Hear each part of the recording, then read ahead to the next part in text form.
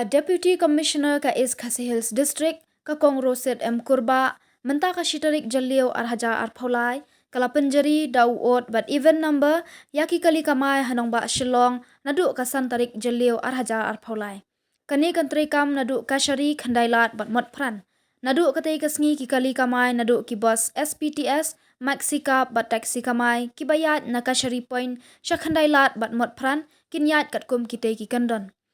ki number bakut hau iwei lai san hanyo Khyndailad kinyat haga sngi ningkong sngi balang bat sngi thoding ki bakut hau number not ar saw handriu phra kinyat haga sngi baar sngi palei bat sngi satjan tang haga sngi ublei en omdon jingmana